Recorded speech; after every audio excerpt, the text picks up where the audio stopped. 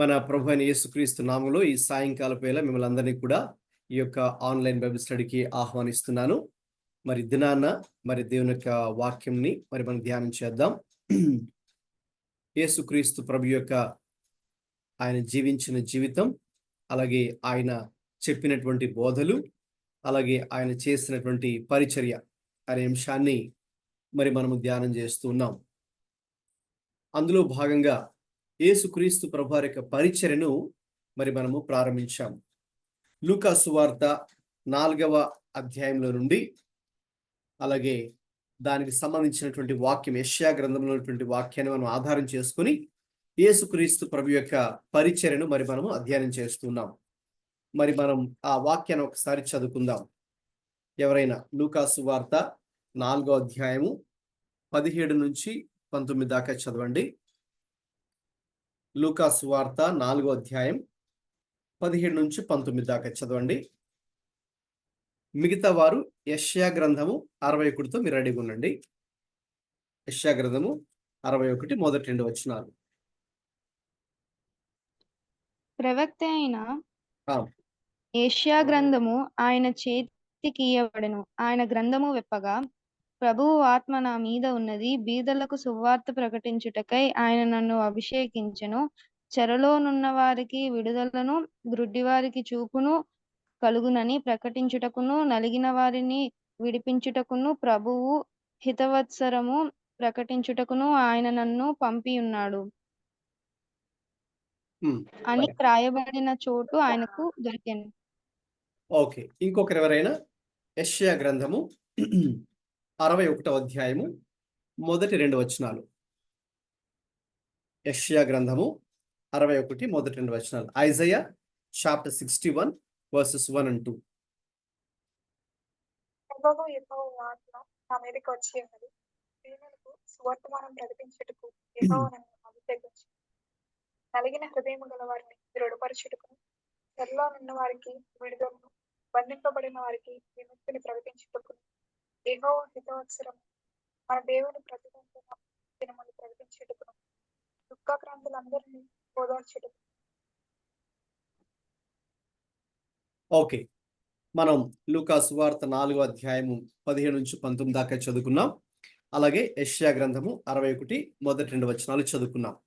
ఇవి 2 వచనాలు కూడా యేసుక్రీస్తు ప్రభువారి యొక్క పరిచర్య చేయడానికి దేవుడు ముందుగానే, అంటే యేసుక్రీస్తు ప్రభు ఈ భూమి మీదకి రావడానికి సుమారు 800 సంవత్సరాల ముందే ప్రభు ప్రవక్త అయినటువంటి యెషయాని ప్రేరేపించి యెషయా ద్వారా ప్రవచనాత్మకముగా దేవుడు ఆ మాటలు పలికించి రాబోయే దినములలో ఆయన మెస్సయ్య రాబోతున్నారు.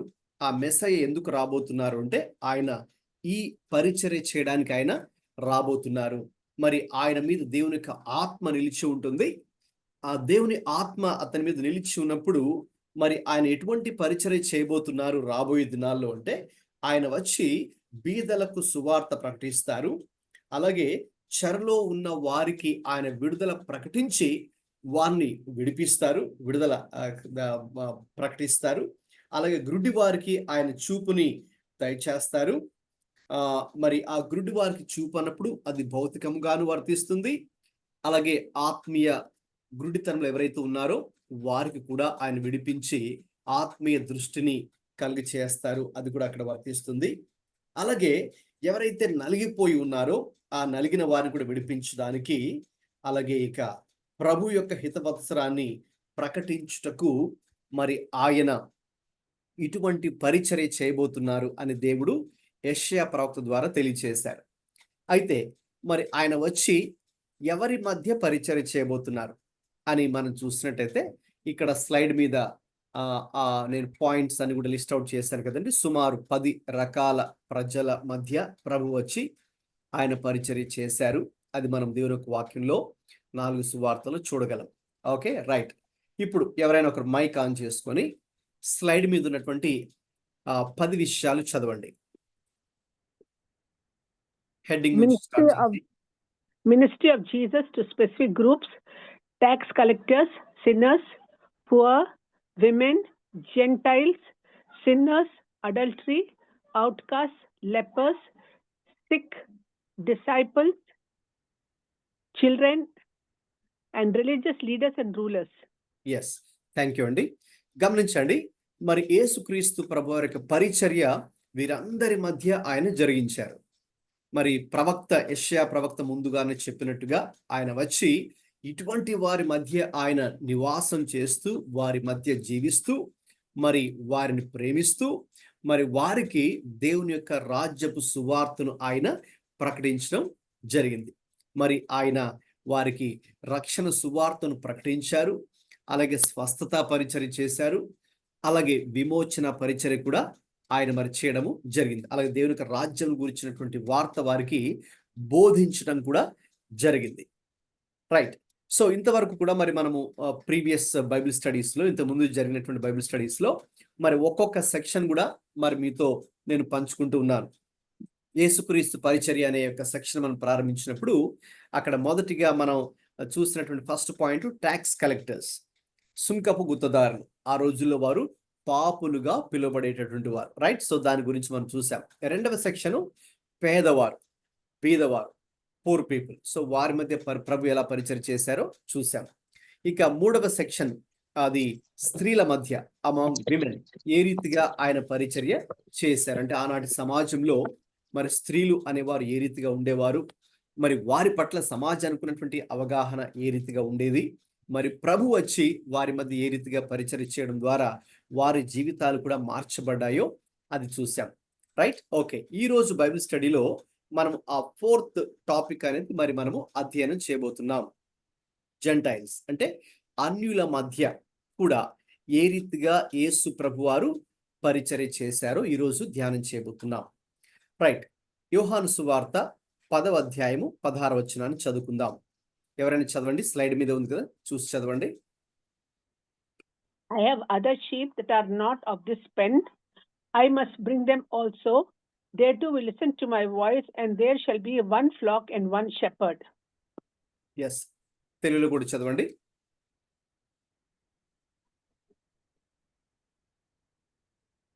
తెలుగు కూడా ఎవరైనా చదవండి. అవర్స్ని మైక్ ఆన్ చేసుకుని. ఈ దొడ్డివి కాని వేరే గొర్రెలను నాకు కలవు, వాటిని కూడా నేను తోడుకొని రావలెను. అవి నా స్వరము వినును. అప్పుడు మంద ఒకటియు గొర్రెల కాపరి ఒక్కడును ఆగును. గమనించండి, ఇక్కడ ప్రభు చెప్తున్న మాట ఏంటంటే, మరి ఈ దొడ్డివి కాని వేరే గొర్రెలు నాకున్నాయి. అంటే ఇది నా మంద. రైట్. ఇక్కడ ఉన్నవంతా కూడా నా ప్రజలే, నా మంద, నాకు సంబంధించినవే. This is my flock. అయితే ఇది మాత్రమే కాదు, ఇవి కాకుండా నాకు వేరే గొర్రెలు కూడా నాకు ఉన్నాయి.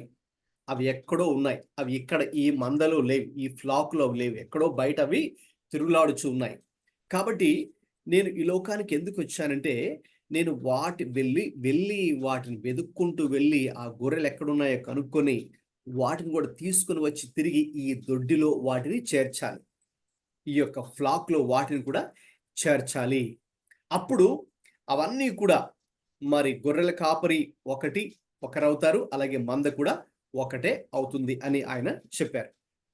ఓకే, నా ఇప్పుడు ఈ విషయాన్ని మనం చూసినప్పుడు వేరే గొర్రెలు అంటే ఎవరు? వేరే గొర్రెలు అంటే ఎవరని మీరు అనుకుంటున్నారండి? ఎవరైతే దేవుణ్ణి తన సొంత రక్షగా అంగీకరించలేదో. రైట్. సో ఎవరైతే ఆయన ఇంకా తమ సొంత రక్షకుడిగా అంగీకరించలేదో, ఎవరైతే ఆయనను ఇంకా తమ హృదయాల్లోకి చేర్చుకోలేదో, ఎవరైతే మరి ఆ యొక్క రక్షణ అనుభవం, ఎక్స్పీరియన్స్ ఆఫ్ సాల్వేషన్, లేక తిరిగి జన్మించిన అనుభవం పిలుస్తాం కదండి, బోర్న్ అగైన్ ఎక్స్పీరియన్స్ ఎవరికైతే లేదో, ఇంకొక సింపుల్గా మనకు అర్థమయ్యే భాషలో చెప్పాలంటే ఎవరైతే విశ్వాసులుగా లేరో, మరి విశ్వాసులుగా కాకుండా ఎలా ఉన్నారు వారు? ఇంకా అన్యులుగానే ఉన్నారో, ఇంకా అన్యజనులుగానే ఉన్నారో, మరి అటువంటి వారిని కూడా నేను వెళ్ళి వారిని కలుసుకొని వారిని కూడా నేను రక్షించి ఇక్కడికి తీసుకొని రావాలి, ఈ దొడ్డిలోనికి తీసుకొని రావాలి. ఈ మందతో ఎవరైతే ఆల్రెడీ నాకు ఈ మందలో ఉన్నారో ఆ మందలోకి తీసుకొని వచ్చి వారిని వీరితో కూడా కలపాలి. అప్పుడు ఈ మంద అంతా కూడా ఒక్కటే అవుతుంది. అప్పుడు it will be just one flock and one shepherd. ఇప్పుడైతే ఈ ఫ్లాక్ రెండుగా ఉంది. ఎందుకంటే ఇక్కడ కొంతమంది ఉన్నారు, అక్కడ కొంతమంది ఉన్నారు. కాబట్టి ఆ వేరే గొర్రెలు అంటే ఎవరో కాదు కానీ ఆ వేరే గొర్రెలు అంటే అన్యజనము, అన్యజనాంగం, ద జెంటైల్స్. ఎవరైతే ఇంకా మరి క్రీస్తు ప్రేమను అర్థం చేసుకోకుండా క్రీస్తుకు దూరంగా ఉన్నారో కదండి. కాబట్టి మరి మనం చూసినప్పుడు మన దేశంలోనే మరి అన్య జనులు ఎంతో మంది ఉన్నారు. మరి సుమారు మన దేశ జనాభా ప్రస్తుతం క్లోజ్ టు 1.5 బిలియన్, అంటే 150 కోట్ల మందికి దగ్గరగా మన దేశ జనాభా ఉంది. మరి ఇందులోనే మన దేశమునే ఒక ఉదాహరణగా తీసుకుని చూస్తే మరి క్రీస్తుకు చెందిన క్రీస్తు దొడ్డులో ఉన్నటువంటి వారు ఎంతమంది ఉన్నారు, ఓకే, క్రీస్తుకి చెందనటువంటి వారు ఎంతమంది ఉన్నారు అని ఆలోచిస్తే మరి గవర్నమెంట్ లెక్కల ప్రకారం చూస్తే క్లోజ్ టు 2 or 3% అనేది క్రైస్తవులని వాళ్ళు చెప్తున్నారు. అఫ్ కోర్స్ అవి కరెక్ట్ కాదును, but there will be more, ఇంకా ఎక్కువే ఉంటారు. అయితే స్టిల్ మనం ఇంకా జనాభాతో పోల్చుకొని చూసినప్పుడు మరి ఇంకా తక్కువ మందే క్రీస్తు యొక్క దొడ్డిలో ఉన్నారు, తక్కువ మందే రక్షణ పొందుకొని ఉన్నారు. మరి ఎక్కువ మంది మెజారిటీ ఎవరు అని మనం ఆలోచిస్తే మెజారిటీ ఎవరు అంటే ఇంకా వీరే అన్యజనులే, ఇంకా విశ్వాసులుగా కాకుండా క్రీస్తుకు దూరంగా ఉన్నటువంటి వారే, ఇంకా ఈ రక్షణ అనే మందలో వారు ఇంకా చేరకుండా ఉన్నారు. కాబట్టి ఈ రోజున మన యొక్క టాపిక్ ఇదే, Jesus ministry among the Gentiles. మీరు చూసే ఉంటారు, నేను ఇచ్చిన టైటిల్లో, నేను ఇచ్చిన పంపినటువంటి ఆ లింక్లో, ఆ పోస్టర్లో, Jesus ministry among the gentiles, Yesukristu ప్రభు, అన్యజనుల మధ్య యేసుక్రీస్తు ప్రభు వారి పరిచర్య, రైట్. సో కాబట్టి ఈ రోజున మరి మనం ఈ అంశాన్ని అధ్యయనం చేసుకోబోతున్నాం.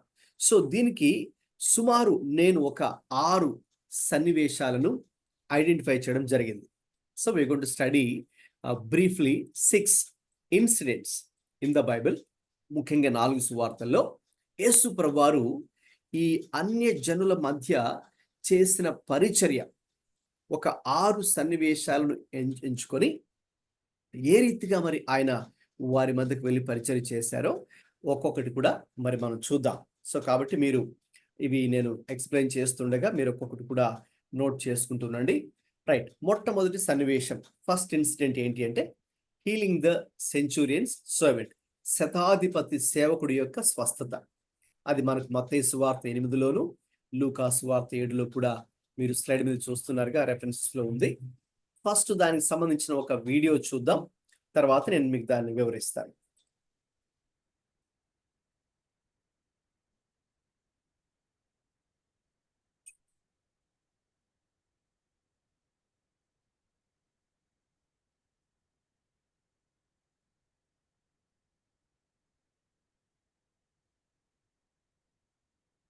After he had finished all his sayings in the hearing of the people, he entered Capernaum. Now a centurion had a servant who was sick and at the point of death, who was highly valued by him. When the centurion heard about Jesus, he sent to him elders of the Jews, asking him to come and heal his servant. And when they came to Jesus, they pleaded with him earnestly, saying, "He is worthy to have you do this for him. For he loves our nation, and he is the one who built us our synagogue." And Jesus went with them. When he was not far from the house, the centurion sent friends, saying, "Lord, do not trouble yourself, for I am not worthy to have you come under my roof.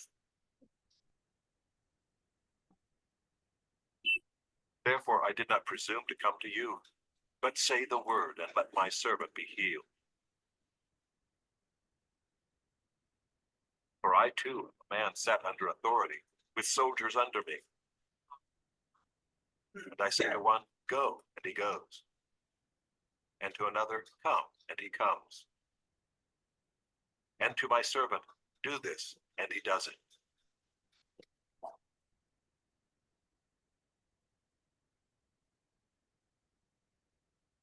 When Jesus heard these things, he marveled at him, and turning to the crowd that followed him, said, "I tell you, not even in Israel have I found such faith."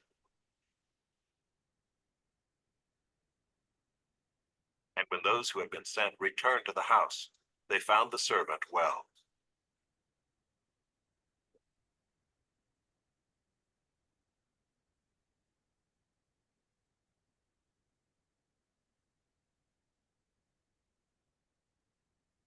Soon afterward, he went to a town called Nain, and his disciple. చాలండి. ఎవరైనా ఒకరు mic on చేసుకుని చదవండి. మత్తయి సువార్త 8వ అధ్యాయము 5 నుంచి 13 దాకా. మాథ్యూ చాప్టర్ 8 వర్సెస్ 5 to 13 చదవండి.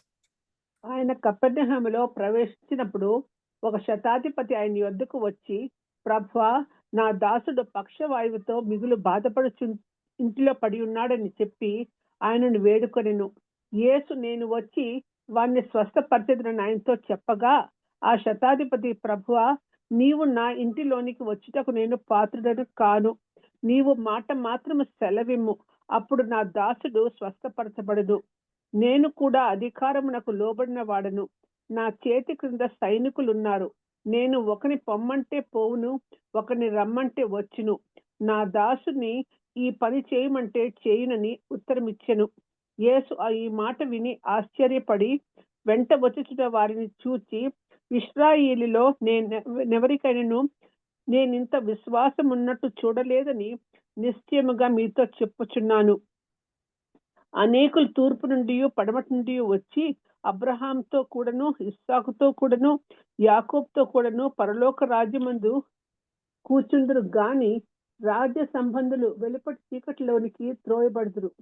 అక్కడ ఏడుపు పండ్లు కొరుకుటయు నున్నని మీతో చెప్పుచున్నాను నేను. అంతట యేసు, ఇక వెళ్ళుము, నీవు విశ్వసించిన ప్రకారము నీకు అవును గాకని శతాధిపతితో చెప్పాను. ఆ గడియలోనే అతని దాసుడు స్వస్థత నొందెను. చాలండి, థ్యాంక్ యూ. గమనించండి, మరి మనం చదివినటువంటి యొక్క వాక్య భాగంలో 5 నుంచి 7 వచనాల్లో మొట్టమొదటి విషయం అక్కడ స్లైడ్ మీద మీరు చూస్తున్నారు కదా, ద సెంచూరియన్స్ రిక్వెస్ట్. అంటే శతాధిపతి ప్రభు దగ్గరకు వచ్చి మరి అతను ఒక విన్నపాన్ని, రిక్వెస్ట్ని పెడుతున్నారు. చూడండి, ఈయన ఎవరంటే ఈయన ఒక అన్యుడు. ఈయన ఒక క్రైస్తవుడు కాదు, యూదుడు కాదు, ఈయన ఒక అన్యుడు. అలాగే ఈయన ఒక రోమన్ మిలిటరీ ఆఫీసర్, చాలా హై ర్యాంకింగ్ ఉన్నటువంటి ఒక రోమన్ మిలిటరీ ఆఫీసర్. సో ఈయన క్రింద 100 మంది పనిచేస్తారు. సో 100 మంది మరి ఈయనే అధికారి.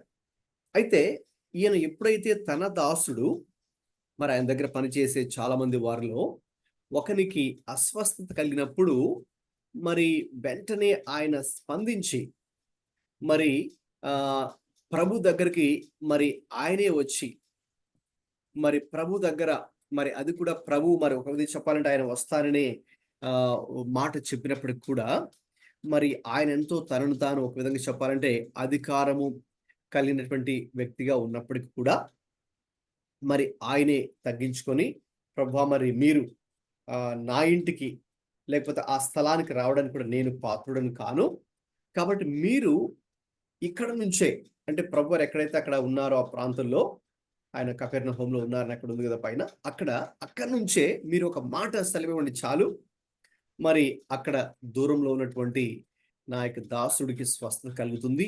మీరు మా ఇంటికి రావడానికి కూడా లేక ఆ స్థలానికి రావడానికి కూడా మాకు ఆ యోగ్యత లేదు అని ఈ యొక్క అన్యుడైనటువంటి ఒక రోమన్ మిలిటరీ ఆఫీసర్, శతాధిపతి రీతిగా మరి మాట్లాడడం మనం చూస్తాం. 5 నుంచి 7 వచనాల్లో ఆ విషయం రాయబడింది. ఇక తర్వాత రెండవ విషయం 8, 9 వచనాల్లో మనము వాటిని చదివినప్పుడు ఆ రోమా శతాధికారి చెప్పినటువంటి ఆ మాటలలో చూడండి, you see humility in his words. ఆయన మాటలో ఏముందండి?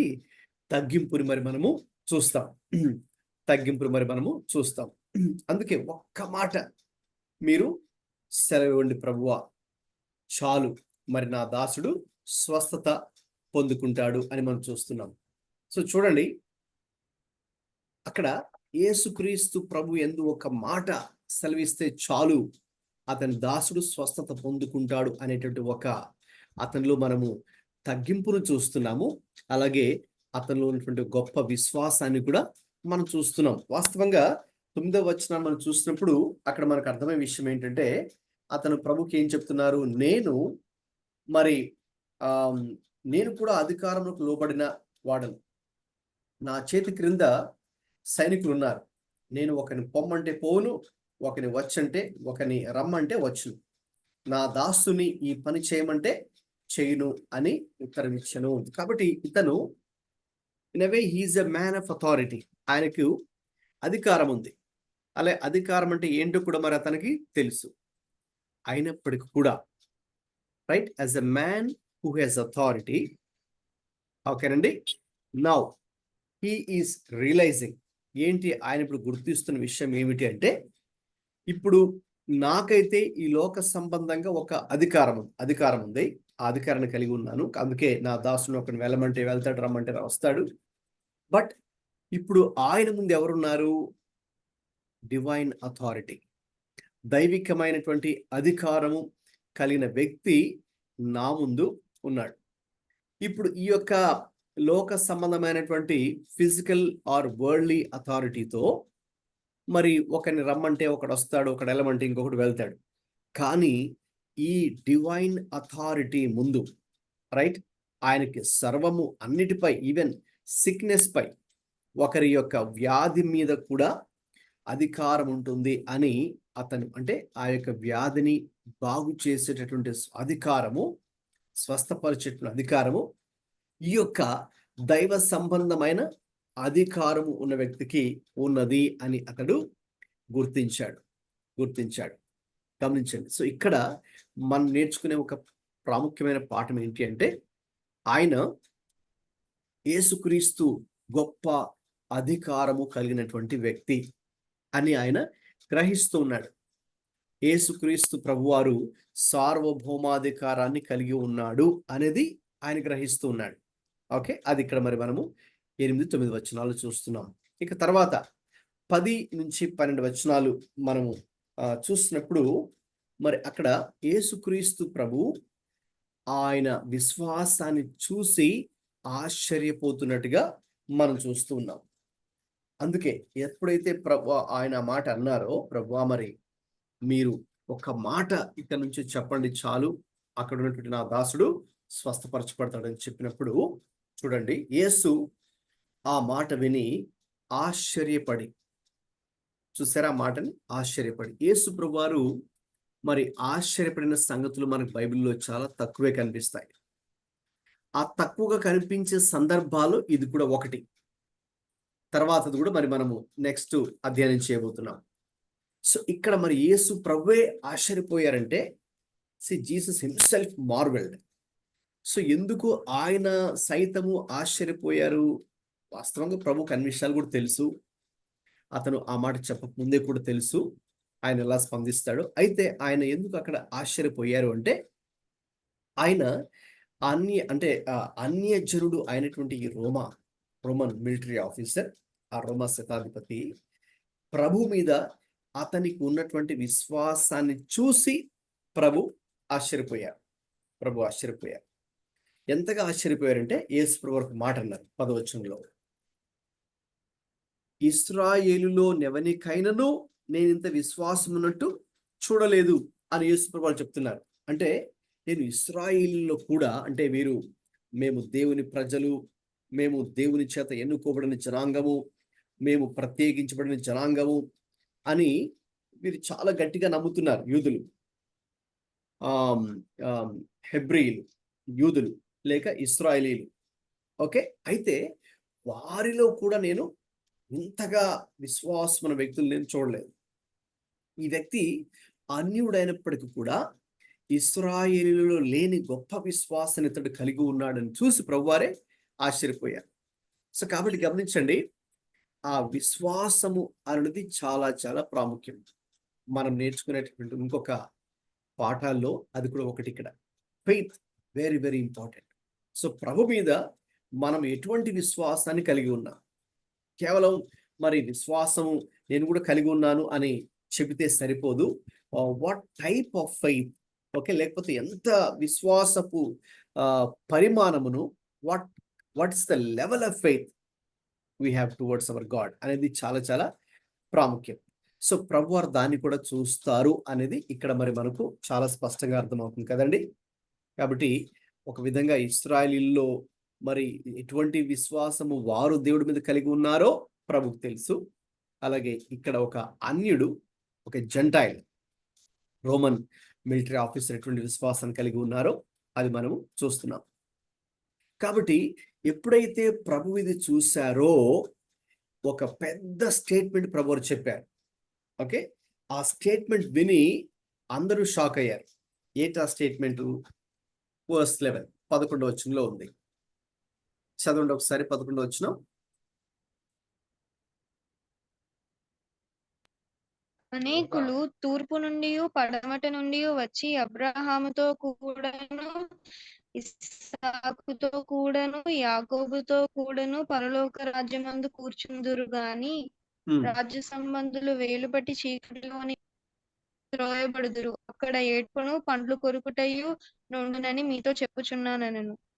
ఎప్పుడైతే ప్రభు ఆ శతాధిపతి యొక్క విశ్వాసాన్ని చూశారో వెంటనే చెప్పిన మాట ఏంటంటే, ఇదిగో చూడండి, మరి అనేకులు వాళ్ళు తూర్పు నుంచి పడమట నుంచి అన్ని వైపుల నుంచి కూడా వచ్చి అబ్రహాముతో కూడా ఇస్సాకుతో కూడా యాకోబుతో కూడా పరలోక రాజ్యంలో కూర్చుంటారు. కానీ రాజ్య సంబంధులు మాత్రం వాళ్ళు మరి ఆ వెలుపట చీకట్లోనికి త్రోయబడతారు. అంటే ఎవరిక్కడ రాజ్య సంబంధులు అంటే, ఎవరైతే మేము ఇదిగో దేవుని రాజ్య సంబంధులు మేమే, మరి మేము ఎన్నుకోబడిన జనాంగము, దేవుడు మమ్మల్ని ఏర్పాటు చేసుకున్నాడు అన్నట్టుగా వారు యూదులు, ఇశ్రాయేలు ఎవరైతే అలా అనుకుంటున్నారో వారికి ఇప్పుడు ఒక షాకింగ్ స్టేట్మెంట్ ప్రభు చెప్పారు. ఇదిగో ఒక విధంగా చెప్పాలంటే, మీరు ఇలా అనుకుంటున్న మీరు నరకానికి వెళ్తారేమో కానీ ఎవరైతే ఈ రీతిగా అన్ని వైపుల నుంచి వారి బ్యాక్గ్రౌండ్తో సంబంధం లేకుండా, వారి జాతితో సంబంధం లేకుండా, వారి గోత్రంతో సంబంధం లేకుండా, వారి కులముతో సంబంధం లేకుండా, వారి ప్రాంతంతో సంబంధం లేకుండా, వారి యొక్క చదువుతో సంబంధం లేకుండా, మరి వారి ఆర్థికమైనటువంటి బ్యాక్గ్రౌండ్ దానితో సంబంధం లేకుండా ఎవరైతే విశ్వాసం ఉంచుతారో వారు పరలోక రాజ్యానికి వస్తారు. కానీ ఇదిగో మేము మరి ముందు నుంచి ఇలా ఉన్నాము, లేకపోతే దేవుడు మమ్మల్ని ఎన్నుకున్నాడు, ఏర్పాటు చేసుకున్నాడు అని యూదులు అనుకోవడం అది తప్పు, అది పొరపాటు. ఎందుకంటే వారు వ్యక్తిగతంగా విశ్వాసం ఉంచకుండా ఏదో మేము ఈ యొక్క యూదుల జాతిలో పుట్టాములే కాబట్టి ఆటోమేటిక్గా మేము దేవుని రాజ్యంలోకి చేరుకుంటాము, పరలోకానికి వెళ్తామంటే కుదరదు. గమనించండి, ఇక్కడ మనం నేర్చుకోవాల్సిన ఒక ప్రాక్టికల్ లెసన్ ఏంటి అంటే, చాలా మంది క్రైస్తవులు ఏమనుకుంటారంటే, క్రైస్తవ కుటుంబంలో పుట్టినటువంటి వాళ్ళు, ఒక 2-3 తరాల నుంచి క్రైస్తవులు ఉన్నటువంటి వారు అనుకునే ఒక మరి తప్పుగా అనుకునే ఒక విషయం ఏంటంటే, మేము ఇక క్రైస్తవులుగా పుట్టాం కదా, క్రైస్తవ కుటుంబంలో జన్మించాం కదా, లేకపోతే మా తాతల ముత్తాతల కాలం నుంచి మేము విశ్వాసులుగా ఉన్నాం కదా, లేదు మరి సేవ చేసిన వారు కూడా మా యొక్క ముందు తరాలు ఉన్నారు కదా, కాబట్టి ఇక మేము ఆటోమేటిక్గా రక్షణ పొందుకున్నట్టే, ఆటోమేటిక్గా ఇంకా మేము మరణించిన తర్వాత పరలోకానికి వెళ్తాం, మేము అసలు మేము దేవుని రాజ్య వారసులు అన్నట్టుగా అనుకుంటారు. అయితే సారీ, అది తప్పు, అలా కాదు. సో మనము అనుకుంటున్నట్టుగా ఏదో క్రైస్తవ కుటుంబంలో జన్మిస్తే ఆటోమేటిక్గా మనకు రక్షణ వచ్చేసినట్టే, ఆటోమేటిక్గా మనం పరలోకానికి వెళ్ళిపోతాం అనుకుంటే కుదరదు. రైట్? సో ఇది ఎలాగంటే, ఎవరికి ఆకలి వేస్తే వాళ్ళే తినాలి, అంతే కదండి, అప్పుడే వాళ్ళ ఆకలి తీరుతుంది. మీకు ఆకలి వేస్తే నేను తింటే మరి మీ ఆకలి తీరదు కదా, అలాగా ఎవరికి ఆకలి వేస్తే వారిని తినాలి. సో ఎవరికి వారుగా రక్షణ కూడా అలాగే పొందుకోవాలి. అందుకే సాల్వేషన్ ఈజ్ ఇండివిజువల్. రక్షణ అనేది వ్యక్తిగతమైంది. ఎవరికి వారుగా మరి వారు నేను పాపిని అని గ్రహించాలి. ఎవరికి వారుగా ఇండివిజువల్గా వారు తమ పాపాలు దేవుడి దగ్గర ఒప్పుకోవాలి. అలాగే యేసుక్రీస్తు ప్రభు దేవుడని గుర్తించాలి, గ్రహించాలి. అలాగే వారు యేసుక్రీస్తు ప్రభు తమ యొక్క హృదయంలోకి ఆహ్వానించాలి. అలాగే ఎవరికి వారుగా వ్యక్తిగతంగా ఆహ్వానించిన తర్వాత ఆ రీతిగా మరి రక్షణ పొందిన తర్వాత దానికి గుర్తుగా మరి బాప్తిస్మాన్ని తీసుకోవాలి. అలాగే దాని తర్వాత కూడా ఇక ఎవరికి వారుగా వ్యక్తిగతంగా క్రీస్తుతో సహవాసం కలిగి ఉండాలి. భక్తి అనేది వ్యక్తిగతమైంది, దేవునితో మనం చేసే సహవాసం వ్యక్తిగతమైంది. సో అలా ఉన్నప్పుడే మనం మరి దేవుని యొక్క రాజ్యాన్ని చేరుకుంటాం. అంతేకాని ఏ రీతిగా ఆ రోజుల్లో యూదులు ఇలా అనుకున్నారో మనం ఈ రోజుల్లో క్రైస్తవులు అలా, యూదులైనా లేక క్రైస్తవులైనా అలా అనుకోవడానికి వీలు లేదు. అందుకనే ప్రభువారు ఒక మాట కూడా అన్నారు, ఇక క్రీస్తులో ఇక యూదుడని, అన్యుడని, గ్రీసు దేశస్థుడని, రోమియుడని, పురుషుడని, స్త్రీ అని ఇక ఏ భేదము అలాంటిది ఇక్కడ ఏది కూడా ఉండదు. రైట్. సో ఇప్పుడు క్రొత్త నిబంధన కాలంలో మరి మనందరూ కూడా దేవుని దృష్టిలో ఒక విధంగా చెప్పాలంటే రెండు కేటగిరీస్. ఏంటి ఆ రెండు కేటగిరీస్ అంటే, ఒకవైపు గొర్రెలు, మరొక వైపు మేకలు. చెప్పండి, గొర్రెలు ఎవరికి సాదృశ్యం, మేకలు ఎవరికి సాదృశ్యం?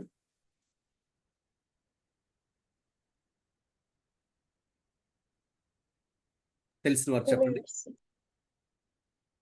గొర్రెలు ఎవరికి సాదృశ్యం అమ్మా? వాయిస్ కట్ అవుతుంది. విశ్వాసం. ఓకే, విశ్వాసులు కరెక్ట్. మేకలు?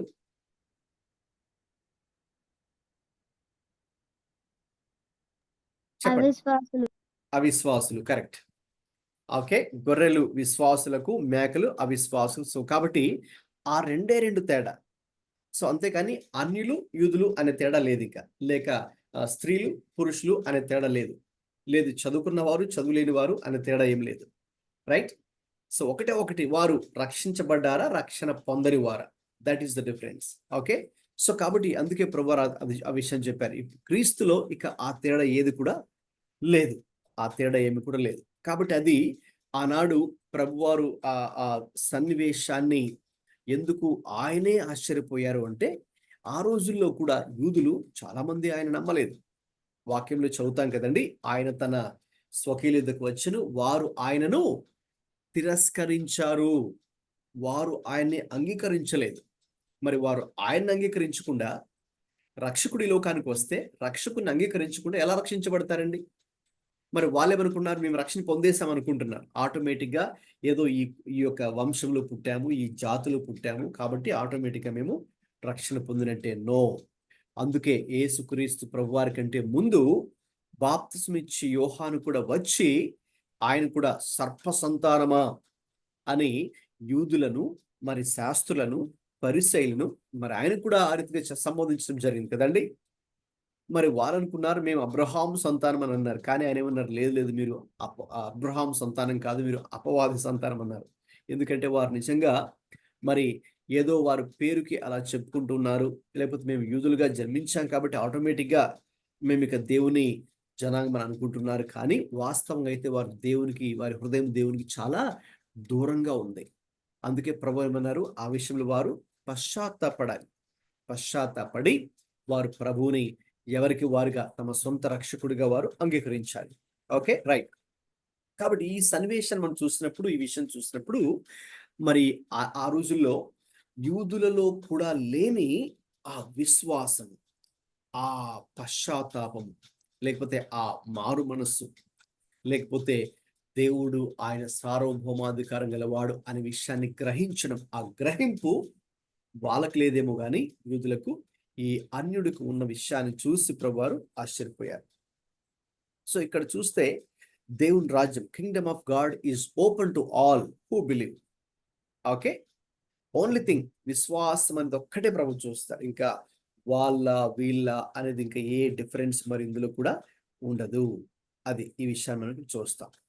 ఓకే, ఎప్పుడైతే మరి ఆయన ఆ రీతిగా అన్నారు, ప్రభువా మీరు ఒక్క మాట సెలవు ఇవ్వండి చాలు, మీరు మా ఇంటికి కూడా లేక ఆ స్థలానికి కూడా మీరు రానవసరం లేదు, మీరు రావడానికి మాకు కూడా అర్హత లేదని చెప్పినప్పుడు వెంటనే మరి ఏం జరిగిందండి, సరే నీవు విశ్వసించినట్టుగానే అంతటి యేసు ఏం చెప్పారంటే, నీవు వెళ్ళుము, నీవు విశ్వసించిన ప్రకారము నీకు అవునుగాక అని శతాధిపతితో చెప్పెను. ఆ గడియలోనే అతని దాసుడు స్వస్థత పొందుకొనెను.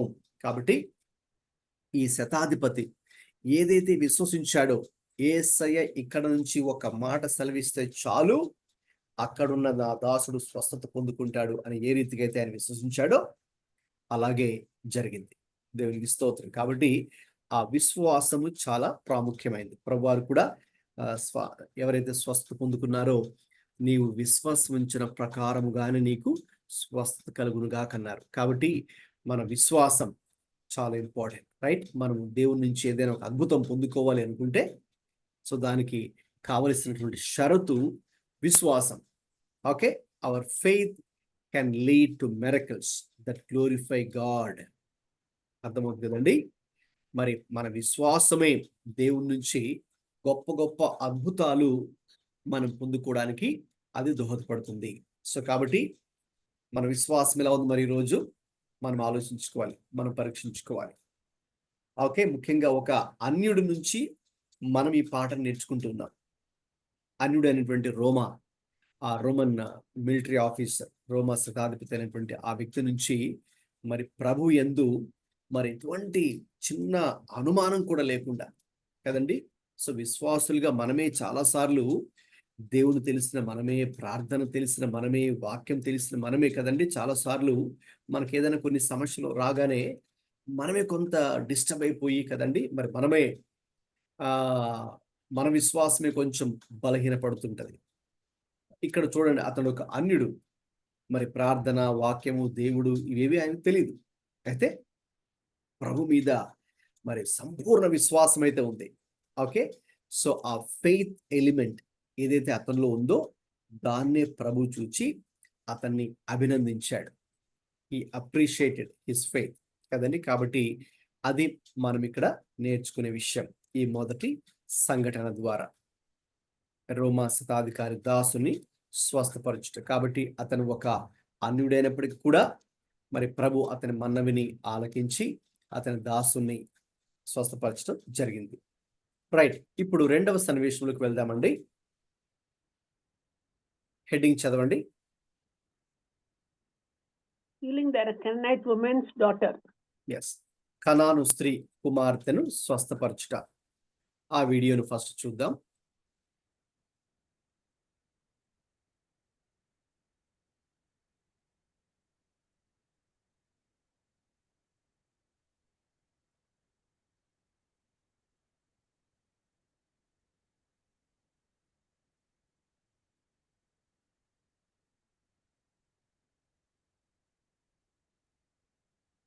And Jesus went away from there and withdrew to the district of Tyre and Sidon. And behold, a Canaanite woman from that region came out and was crying, "Have mercy on me, O Lord, Son of David. My daughter is severely oppressed by a demon." But he did not answer her a word. And his disciples came and begged him, saying, "Send her away, for she is crying out after us."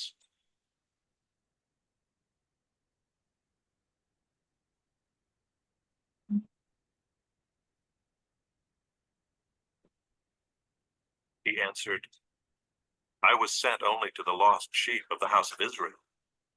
But she came and knelt before him, saying, "Lord, help me." And he answered, "It is not right to take the children's bread and throw it to the dogs." She said, "Yes, Lord, yet even the dogs eat the crumbs that fall from their master's table." Then Jesus answered her, "O woman, great is your faith. Be it done for you as you desire." And her daughter was healed instantly.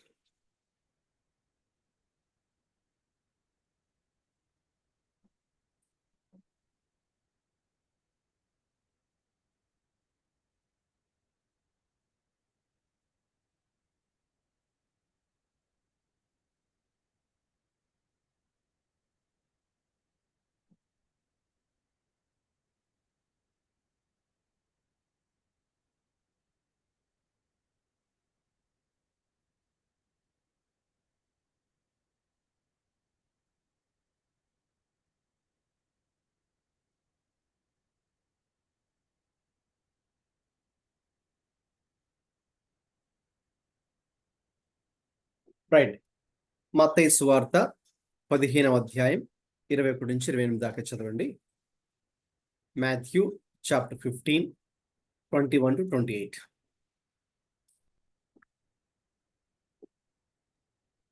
యేసు అక్కడ నుండి బయలుదేరి తూరు సీదోనులో ప్రాంతంలోకి వెళ్ళగా, ఇదిగో ఆ ప్రాంతముల నుండి కానాను స్త్రీ ఒకటి వచ్చి, ప్రభువా, దావీదు కుమారుడా, నన్ను కరుణింపుము, నా కుమార్తె దయ్యము పట్టి బహు బాధపడుతుందని కేకలు వేసెను. అందుకు ఆయన ఆమెతో ఒక్క మాటైనను చెప్పలేదు. అప్పుడు ఆయన శిష్యులు వచ్చి, ఈమె మన వెంబడి వచ్చి కేకలు వేసినది గనుక ఈమెను పంపివేయమని ఆయన వేడుకొనగా, ఆయన ఇశ్రాయేలు ఇంటివారై నశించి గొర్రెల యొద్దకు గాని మరి ఎవరి యొద్దకు నేను పంపబడలేదనెను. ఆయనను ఆమె వచ్చి ఆయనకు మొక్కి, ప్రభువా, నాకు సహాయం చేయమని అడిగెను. అందుకు ఆయన పిల్లలు రొట్టె తీసుకుని కుక్క పిల్లలకు వేయుట యుక్తము కాదని చెప్పగా, ఆమె నిజమే ప్రభువా, కుక్క పిల్లలు కూడా తమ యజమాని బల్ల మీద ఉండపడి ముక్కలు తిరుగుతురు కదా అని చెప్పాను. అందుకు యేసు, అమ్మా, నీ విశ్వాసము గొప్పది, నీవు కోరినట్టే నీకు అవును గాక అని ఆమెతో చెప్పాను. ఆ గడియలోనే ఆమె కుమార్తె స్వస్థత నొందెను. Okay, thank you. చాలండి.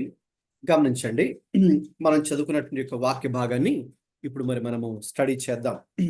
యేసుక్రీస్తు ప్రభువారు ఒకసారి మరి ఆయన తూరు సీదోను అనే ప్రాంతాలకు వెళ్ళారు. సో అవి అక్కడ మరి అన్యులు నివసించేటటువంటి అవి ప్రాంతాలు. సో అక్కడ యూదులు ఉండరు, అన్యులు నివాసం ఉండేటువంటి ప్రాంతాల్లో కూడా యేసు ప్రభువారు మరి వెళ్ళారు. వెళ్ళినప్పుడు అక్కడ ఒక్కసారిగా ప్రాంతంలో నుంచి మరి ఒక స్త్రీ ఆయన దగ్గరకు వచ్చి మరి తన యొక్క విన్నపాన్ని ఆయనకు తెలియచేస్తున్నట్టుగా మనం చూస్తున్నాం. ఆమె వచ్చి, ప్రభువా, దావీదు కుమారుడా, నన్ను కరుణింపుము, నా కుమార్తె దయ్యమును బట్టి బహు బాధపడుచున్నదని కేకలు వేశాను. కాబట్టి ఇక్కడ ఈ 22వ వచనంలో ఆ స్త్రీ యొక్క విన్నపాన్ని we see here this woman's petition. So ఆమె ఎందుకు వచ్చిందో, ఎందుకు ఏడ్చిందో, ఎందుకు ప్రభుకు మొరపెట్టుకుందో ఇక్కడ మనకు విషయం అర్థమవుతుంది. అంటే ఆమెకి కుమార్తె ఉంది, ఆ కుమార్తెకు దయ్యము పట్టింది. సో ఎప్పుడైతే మరి ఆ కుమార్తె దయ్యం పట్టిందో, మరి మనకు తెలుసు దురాత్మలు పట్టిన వారు ఏ రీతిగా వారు బాధపడతారో, ఏ రీతిగా వాళ్ళు నలిగిపోతూ స్ట్రగుల్ అవుతూ ఉంటారు. అటు వాళ్ళు వాళ్ళకు బాధ అనుభవించడమే కాకుండా వాళ్ళ ఇంట్లో వాళ్ళకి ఇంకా ఎక్కువ బాధ. వాళ్ళని చూసినప్పుడు లేక దురాత్మ వారిని పట్టినప్పుడు ఏ రీతిగా వారిని ఈవిల్ స్పిరిట్, దురాత్మలు వారిని హింసిస్తూ టార్చర్ చేస్తూ ఉంటాయో, లేక వీళ్ళు కూడా తమ దేహాన్ని, బాడీని గాయపరుచుకుంటూ ఉంటారో, మరి పిచ్చి పిచ్చిగా ప్రవర్తిస్తూ ఉంటారో, మరి అది ఇతరులు చూసినప్పుడు అది ఎంత వారికి బాధ కలుగుతుందో, అది ఎంత అవమానకరంగా ఉంటుందో ఆ పరిస్థితి మరి అది అనుభవించిన వారికి అర్థమవుతుంది. లేదు మరి అవి చూసినప్పుడు మనం కూడా అవి అర్థం చేసుకోవచ్చు ఏ రీతిగా ఉంటుందో. సో కాబట్టి ఆమె ప్రభు గురించి విన్నది. ఎవరో చెప్పారు, ఇలాగ యేసు ప్రభు అని ఒక వ్యక్తి ఉన్నారట, ఆయన మంచివారు, ఆయన ఇలాగ స్వస్థపరుస్తారు, ఆయన ఈ రీతిగా ఆయన కార్యాలు చేస్తారని ఎవరు చెప్తే ఈమె వింది. విన్నప్పుడు ఆయన ఆ ప్రాంతాలకు వచ్చినప్పుడు ప్రభు దగ్గరికి ఆమె వెళ్ళి తన యొక్క విన్నపాన్ని ప్రభుకి తెలియపరిచింది.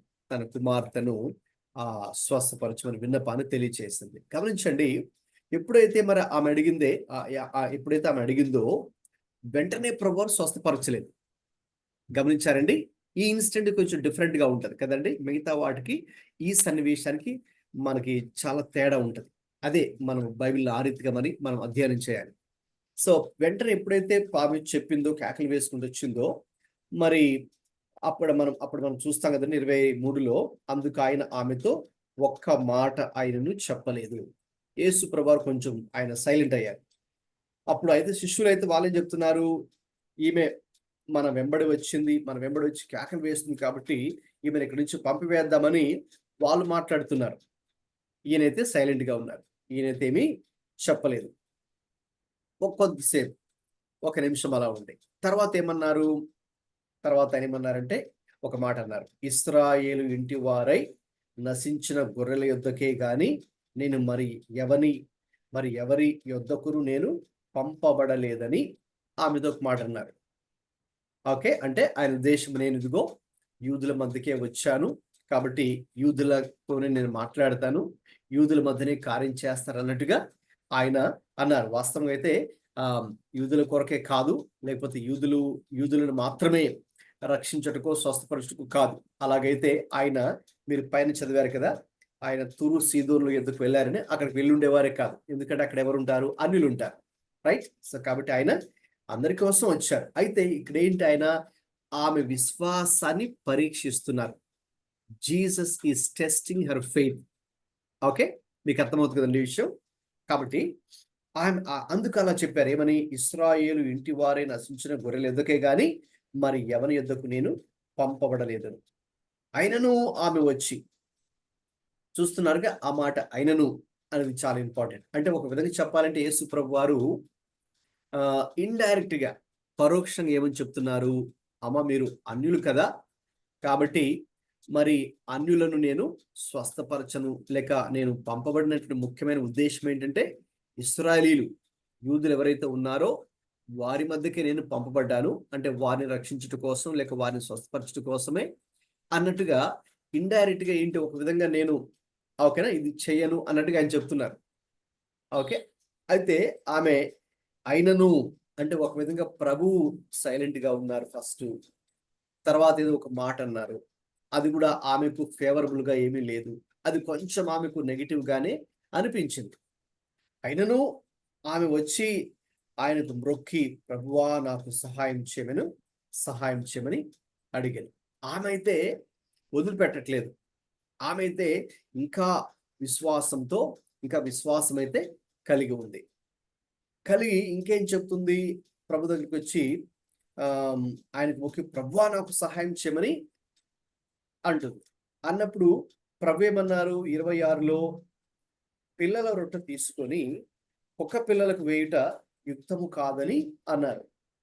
వాస్తవంగా ఆ రోజుల్లో వీరందరూ యూదులు అన్యులని కుక్కలతో సమానంగా చూసేవారు.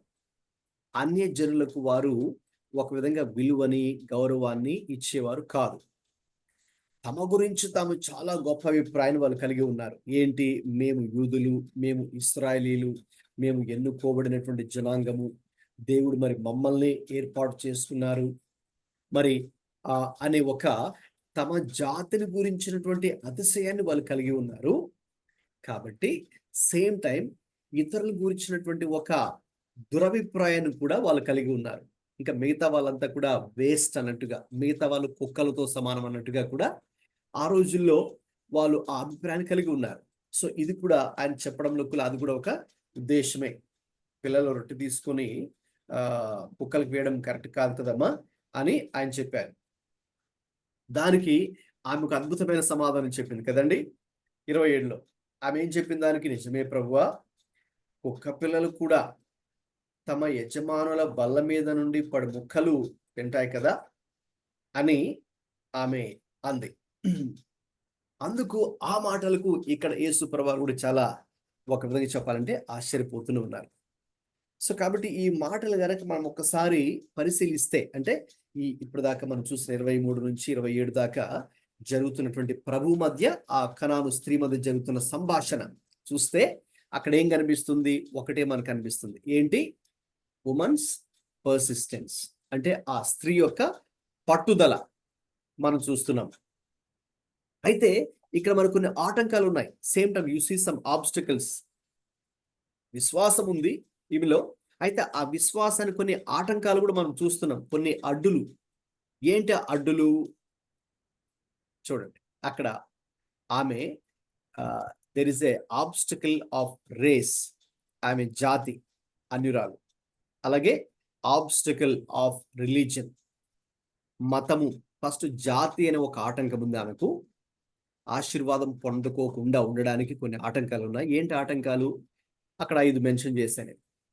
జాతి అనే ఒక ఆటంకం, ఓకే, ఆబ్స్టికల్ ఆఫ్ రేస్. అలాగే రెండవది మతము అనే ఆటంకం, ఆబ్స్టికల్ ఆఫ్ రిలీజన్. అలాగే రేసిజం, అంటే వారి యొక్క కులము లేకపోతే జాతి, దానికి సంబంధించింది రేసిజం. అలాగే రిజెక్షన్, ఓకే, వారు యూదులు వారిని తృణీకరించేవారు. ఆ రోజులు వారిని తృణీకరించబడిన జనాంగం వాళ్ళు, దే ఆర్ రిజెక్టెడ్ పీపుల్. అలాగే ఇప్పుడు దానికి తోడు ఆమె స్త్రీ. సో స్త్రీలను కూడా వారు తక్కువ చూసేవారు. సో రియాలిటీ ఏంటంటే వారు చిన్న చూపు చూడబడుతుండేవారు. అన్యులు, రిజెక్టెడ్ పీపుల్, అలాగే తక్కువగా చూడబడుతుంది. సో ఇన్ని ఆటంకాలు ఇప్పుడు ఆమె ఫేస్ చేస్తూ ఉంది. అంటే యేసు ప్రభువు దగ్గరికి వచ్చి ఆమె రిక్వెస్ట్ గ్రాంట్ చేసుకోవడానికి ఆటంకాలు ఉన్నాయి. ఇవన్నీ ఆటంకాలే. అయితే ఏం జరిగిందో తెలుసండి, ఆమె she overcame all those obstacles. ఈ ఆటంకాలన్నీ కూడా అధిగమించింది. సో మనకున్న ఆటంకాల మరి ఏది ఆమెకు సహాయపడింది? ఆమె ఆటంకాలు అధిగమించడానికి ఏది సహాయపడింది చెప్పండి, ఎవరైనా మైక్ ఆన్ చేసుకొని. Faith. Huh? Faith. Faith, correct, yes, right answer. Okay, ఇన్ని ఆటంకాలు ఆమె అధిగమించడానికి ఏది సహాయపడింది అంటే ఒకటి విశ్వాసం, ఫెయిత్, రైట్. సో అందుకే వాక్యంలో ఉంటుంది, ఈ లోకాన్ని జయించేది కూడా మీ విశ్వాసమే అని ప్రభువు అన్నారు. సో మనకు కూడా ఈ రోజుల్లో you may find so many obstacles. మనకు కూడా ఎన్నో ఆటంకాలు, ఎన్నో అడ్డులు మనకు కూడా ఉండొచ్చు, రైట్. మనము ఆత్మీయంగా ఎదగకుండా ఉండడానికి, ఆశీర్వాదం పొందకుండా ఉండడానికి, దేవునికి సమీపంగా వెళ్లకుండా మనకి వెనక్కి లాగే చాలా విషయాలు. Okay, there can be so many obstacles మనకు కూడా. అయితే వీటన్నిటిని జయించేది ఒకటే, ఏంటి? యువర్ ఫెయిత్, మన విశ్వాసం. ఓకే, సో ఇప్పుడు ఆమె ఏం చేసింది? ఇవన్నీ ఆటంకాలు ఉన్నప్పుడు కూడా ఆమె వీటిని అధిగమించగలిగింది. అది ఇక్కడ మనము 23 నుంచి 27 వచనాలు చూసే విషయం. తర్వాత ఒక విధంగా చెప్పాలంటే ఆమె ఏం చేసిందంటే ఆమెకున్నటువంటి ఆబ్స్టకల్స్నే ఆపర్చునిటీగా మార్చుకుంది. ఆమెకు ఆటంకాలు ఉన్నాయి, కానీ ఆటంకాలనే అవకాశాలుగా చేసుకుంది. మీకు అర్థమవుతుంది కదండి? ఆబ్స్టకల్స్నే ఆపర్చునిటీగా మార్చుకుంది. ఏదైతే నెగిటివ్గా ఉందో ఆ నెగిటివ్ విషయాన్ని పాజిటివ్గా కూడా మార్చుకుంది. ఓకే, సో మనకు కూడా ఆబ్స్టకల్స్ ఉంటాయి. వాటిని మనం ఆబ్స్టకల్స్గా చూసినంత వరకు ఆబ్స్టకల్స్గానే ఉంటాయి, ఆటంకాలుగానే ఉంటాయి. అవి ఆటంకాలు కదండి, మనం ఎదగలేమండి అని చెప్పచ్చు. ఎక్స్క్యూజ్ కూడా, ఒక మంచి సాకు కూడా మనం చెప్పచ్చు. ఆటంకాలు ఉన్నాయి కాబట్టి మనం ఇంకా ఎదగలేము. కానీ నిజంగా దేవుని గ్రహించే వాళ్ళు ఏ రీతిగా ఉంటారో ఈరోజు మనం ఒక పాఠం నేర్చుకోవచ్చు. ఏంటి ఆ పాఠం అంటే, నిజంగా దేవుని ప్రేమించేవారు, నిజంగా దేవుణ్ణి అర్థం చేసుకున్నవారు నెగిటివ్ విషయాలని పాజిటివ్గా మార్చుకుంటారు, ఆబ్స్టికల్స్ని ఆపర్చునిటీస్గా మార్చుకుంటారు, ఆటంకాలను అవకాశాలుగా వారు మార్చుకుంటారు. దీనివల్ల వాళ్ళకున్న ఒకే ఒక విశ్వాసాన్ని బట్టి, ప్రభు మీద వారు కలిగి ఉన్నటువంటి విశ్వాసమే వారికి అది దోహదపడుతుంది, సహాయపడుతుంది, ఆటంకాలను అవకాశాలుగా మార్చుకోవడం. ఓకే, సో కాబట్టి మనం ఎలా చూస్తున్నాం? నెగిటివ్గానే చూస్తున్నామా, లేక ఆ నెగిటివ్లో నుంచి పాజిటివ్నెస్ని మనం చూడగలమా? ఆటంకాలుగానే చూస్తున్నామా వాటిని, మనకున్న పరిస్థితుల్ని, లేక ఆ యొక్క ఆటంకాలలో నుంచే మనం అవకాశాలను కూడా చూడగలమా? ఓకే, ఎస్, చూడగలము అనేది ఇప్పుడు మనకు కన్ఫర్మ్ అయిపోయింది ఈ యొక్క స్త్రీ స్పందన ద్వారా. ఓకే, సో కాబట్టి ఇప్పుడు ఆమె యొక్క ఆ విశ్వాసం, ఆమె నిజమే ప్రభువా, కుక్క పిల్లలు కూడా తమ యజమానుల బల్ల మీద నుండి పడే ముక్కలు తింటాయి కదా నాయన, ఆ ముక్కైనా నాకు పడేయండి తండ్రి, నేను ఆ ముక్కను తినడానికి కూడా రెడీగా ఉన్నాను. సరే, నేను ఫస్ట్ పర్సన్ కాదులే, సరే నేను సెకండ్ పర్సన్, సెకండ్ ఛాన్స్ అయినా ఉంది కదా, ఆ కింద పడే ముక్కలు కింద, అది second chance. So second priority. So నేను ఒకవేళ సెకండ్ ప్రయారిటీగా ఉన్నానేమో, మరి సరే అదన్నా ఇవ్వండి ప్రభువా, మీరు నాకు కృప చూపించవచ్చు కదా, నా మీద దయ చూపించవచ్చు కదా అనే ఆమె ప్రభు మీద ఆమె యొక్క విశ్వాసం, ప్రభు అక్కడ కూడా ఆశ్చర్యపోయి, అందుకు వెంటనే ప్రభువుడు చెప్పిన మాట ఏంటంటే, అమ్మ నీ విశ్వాసము గొప్పది. ఓకే, వర్స్ 28, నీ విశ్వాసము గొప్పది, నీవు కోరినట్టే నీకు అవునుగాక అని ఆమెతో చెప్పాను. ఆ గడియలోనే ఆమె కుమార్తె స్వస్థత పొందాను. కాబట్టి now we see here that women's prize, ఆమె పొందుకున్నటువంటి బహుమానం. ఓకే, ఆమె పొందుకున్నటువంటి ఆ ఫలం, ఆ ప్రతిఫలం, ఆ రివార్డ్. ఓకే, ఇప్పుడు యేసయ్య కూడా ఆమె విశ్వాసానికి స్పందిస్తున్నారు.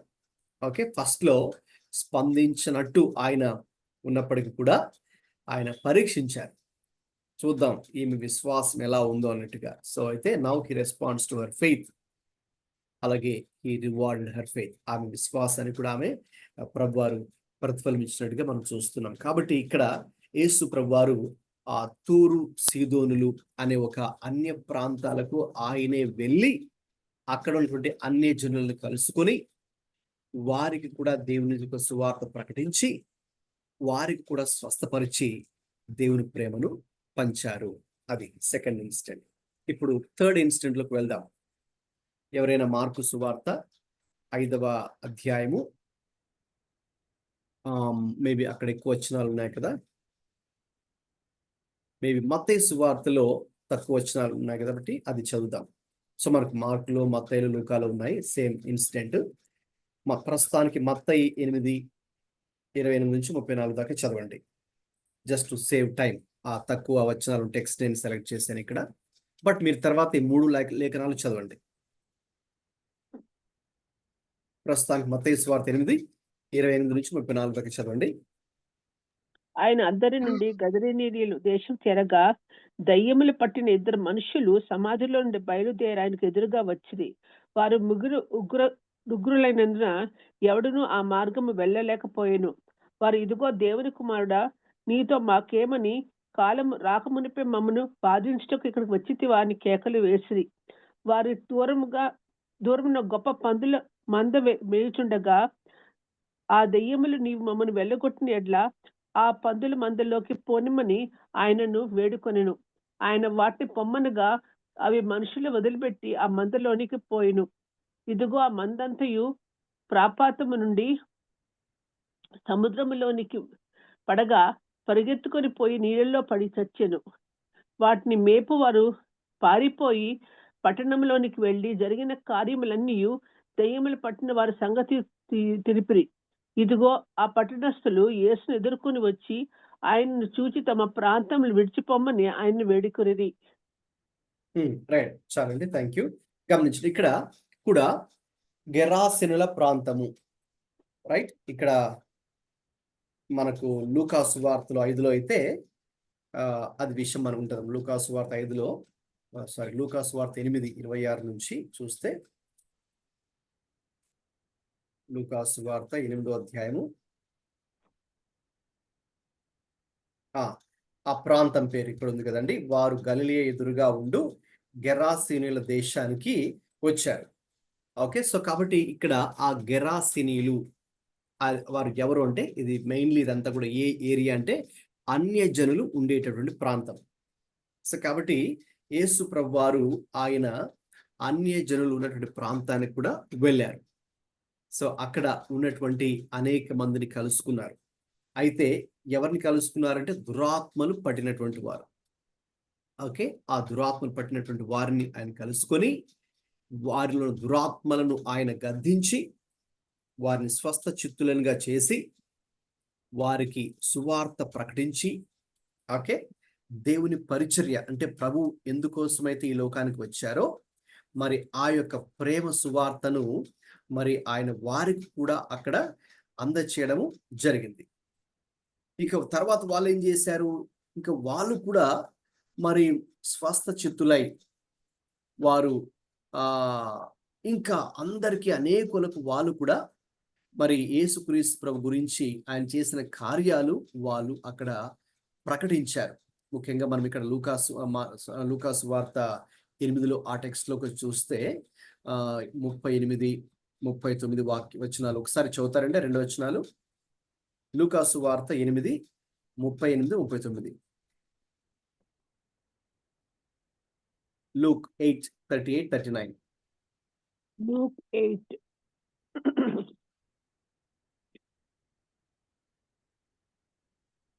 Luke 8, 38, 39. గెరాసీనీయులో జనులందరూ బహు భయక్రాంతులైరి. తమని విడిచిపోమ్మని ఆయనను వేడుకొనేరు. ఆయన ధోని ఎక్కి తిరిగి వెళ్ళుచుండగా దయ్యములు వదిలిపోయిన మనుషులు ఆయనతో కూడా ఉండని ఆయన వేడుకొనేరు. అయితే ఆయన, నీవు నీ ఇంటికి తిరిగి వెళ్ళి దేవుడు నీకు ఎట్టి గొప్ప కార్యం చేస్తున్నాం తెలియజేయమని వానితో చెప్పి వారిని పంపివేశాను. వాడు వెళ్ళి యేసు తనకు ఎట్టి కార్యంలో గొప్ప కార్యంలో చేస్తున్నాం ఆ పట్టణం ప్రకటించాను. యేసు తనకెట్టి గొప్ప కార్యములు చేసినో ఆ పట్టణం అంతటా వారు ప్రకటించాడు, అతడు లేక వాడు. కాబట్టి ఆ రీతిగానండి గొప్ప కార్యాలు ఆయన అన్యులు నివాసం ఉండే ప్రాంతానికి, ఇంకా చెప్పాలంటే దురాత్మలు పట్టిన వారి మధ్య కూడా ఆయన వెళ్ళి వారిని స్వస్థపరిచి వారిలో ఉన్నటువంటి దురాత్మల్ని మరి వెళ్ళగొట్టి వారికి కూడా దేవునికి రాజ్య సువార్త ప్రకటించినప్పుడు వారు స్వస్థ చిత్తులు మాత్రమే కాదు, ఇక తర్వాత వాళ్ళు కూడా వెళ్ళి ఇక మొత్తం వాళ్ళ ప్రాంతాలు అంటే అన్ని ఎక్కడెక్కడైతే ఉంటారో మరి వాళ్ళు కూడా వారికి సువార్త ప్రకటించడం జరిగింది. కాబట్టి అక్కడ గొప్ప కార్యాలు మనం చూస్తున్నాం. ఇది 3వ సన్నివేశం. నెక్స్ట్ మార్కు సువార్త 7వ అధ్యాయానికి రండి. మార్కు సువార్త 7వ అధ్యాయము 31 నుంచి 37 దాకా చదవండి. ఇది 4వ ఇన్సిడెంట్, 4th ఇన్సిడెంట్ లోకి ఇప్పుడు మనం వెళ్దాం. ఆయన మరలా తూరు ప్రాంతములు విడిచి సీదోన్ ద్వారా దెకపోలి ప్రాంతం మీదుగా గలిలే సముద్రముకు వచ్చును. అప్పుడు వారు చెవుడు గల నత్తివాని ఒకని ఆయన యొద్దకు తోడుకుని వచ్చి వాని మీద చేయి ఉంచమని ఆయనని వేడుకొనిది. సమూహంలో నుండి ఆయన వారిని ఏకాంతముగా తోడుకుని పోయి వాని చెవులో తన వేళ్లు పెట్టి ఉమ్ము వేసి వాని నాలుక ముట్టి ఆకాశం వైపు కనులెత్తి నిటూర్పు విడిచి ఎప్పనని ఆయనతో చెప్పెను. మాటకు తెరవబడమని అర్థము. అంతటి వాని చెవులు తెరవబడెను. వాని నాలుక నరము సడలి వాడు తేటగా మాట్లాడుచుండెను. అప్పుడు ఆయన ఇది ఎవరితోనూ చెప్పవద్దని వారికి ఆజ్ఞాపించను. అయితే ఆయన చెప్పవద్దని వారికి ఆజ్ఞాపించిన కొలది వారు మరి ఎక్కువగా దాన్ని ప్రసిద్ధి చేయొచ్చు. ఈయన సమస్తమును బాగా చేసినాడు, చెవిటి వారు విన్నట్లుగాను మూగవారు మాట్లాడట్లుగాను చేయుచున్నాడని చెప్పుకొని అపరిమితముగా ఆశ్చర్యపడిరి. చాలండి, థ్యాంక్ యూ. గమనించండి, ఇక్కడ కూడా ఆ దెకపోలి అనే ప్రాంతం అనేది కూడా మరి అన్యులకు సంబంధించినటువంటి ప్రాంతం. Okay, east of Jordan river ఉంటుంది ఆ ప్రాంతము, ఎక్కువగా అన్యులు ఉండే ప్రాంతం. మరి అక్కడ వెళ్ళి ఆయన ఆ చెవిటి వారిని మూగవారిని కూడా ఆయన స్వస్థపరచడం జరిగింది. ఒక విధంగా చెప్పాలంటే యేసు ప్రభువే వాడి గురించి మీరు మాట్లాడకండి, ఎందుకంటే బహుశా ఆయనకి మళ్ళీ అక్కడికి వెళ్ళడానికి ఇంకా యాక్సెస్ ఉండకపోవచ్చేమో, కొంతమంది అది వ్యతిరేకించవచ్చు కూడా. కాబట్టి ఆ ఉద్దేశంతో ప్రభు చెప్పారు. కానీ వీళ్ళైతే మరి ప్రభు చేసిన కార్యాలు వారు చెప్పకుండా ఉండలేకపోయారు. మొత్తం ఆ ప్రదేశాలన్నింటిలో కూడా అంటే అన్యులు ఉండే ప్రాంతాల్లో కూడా వీళ్ళే వెళ్ళి ప్రకటించిదిగో ఫలాని యేసు ప్రభు మా దగ్గరికి వచ్చారు, మమ్మల్ని ఆయన ముట్టారు, మమ్మల్ని స్వస్థపరిచారు, మాకు ఇలాగా దేవుని ప్రేమను పంచారు, ఇలాగ మాకు దేవుడి గురించి చెప్పారు, ఆయన చాలా మంచి వ్యక్తి అని ఇంకా చాలా చాలా విషయాలు వారు ఏదైతే అనుభవించారో వారు తమకు మాత్రమే ఉంచుకోకుండా ఆ ప్రదేశాలు దెకపోలి, ఆ తూరు, సీదోనులు అంటే అన్యులు నివాసం ఉండే ప్రాంతాల్లో వారు ప్రకటించినట్టుగా మనం చూస్తూ ఉన్నాం. రైట్, నెక్స్ట్ 5వ ఇన్సిడెంట్ లోకి వెళ్దాం. యోహాను సువార్త 4వ అధ్యాయము. ఇది మనం పూర్తిగా చదవకర్లేదు, మనందరికి తెలిసిన వాక్య భాగం. యోహాను సువార్త 4 మొత్తం అధ్యాయం అంతా కూడా ఎవరి గురించి ఉందండి చెప్పండి, తెలిసిన వారు? Samaritan women. సమరిటన్ ఉమెన్ గురించి జాన్ గాస్పెల్ చాప్టర్ 4 అంతా కూడా ఉంటది. మరి ఈ సమరయులు ఎవరు అంటే ఆ రోజుల్లో యూదులు, కొంతమంది అన్యులను వివాహం చేసుకున్నటువంటి యూదులు. ఓకే, వారికి పుట్టినటువంటి సంతతిని సమరయులు అని పిలిచేవారు. సో వారు ప్యూర్ జూయిష్ పీపుల్ కాదు అని వారు భావించి వాళ్ళని ప్రక్కన పెట్టి వారికి పుట్టినటువంటి సంతతిని అంతటిని కూడా కొన్ని ప్రాంతాలకి వారిని పరిమితం చేసి వారిని సమరయులు అని పిలిచేవారు. సమరిటన్స్ అంటే మన దేశ భాషలో చెప్పాలంటే వాళ్ళని ఎలా చూసేవారంటే అంటురాని వారిగా, శూద్రులుగా, తక్కువ కులస్తులుగా మరి వారిని చూసేవారు. ఇంకా చెప్పాలంటే వారితో వీళ్ళు సాంగత్యం చేసేవారు కాదు, వాళ్ళ దగ్గర కూడా వెళ్ళేవారు కాదు.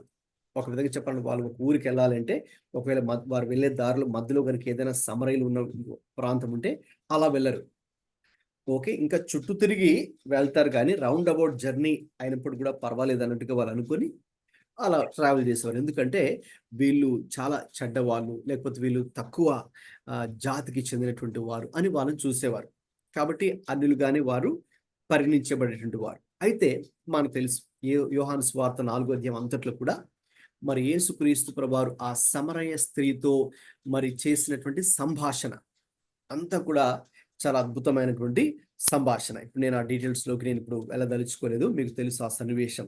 మరి ఏ రీతిగా అంటే ఆయన ఉద్దేశం అంతా ఒకటే, ఎందుకు ఆ దినాన్న ప్రభు అక్కడికి వెళ్ళవలసి వచ్చింది, ఆ యొక్క స్త్రీని కలవలసింది. ఫస్ట్ ఆఫ్ ఆల్ మరి సమరయురాలు, అది తక్కువ జాతికి సంబంధించినటువంటి ఒక స్త్రీ.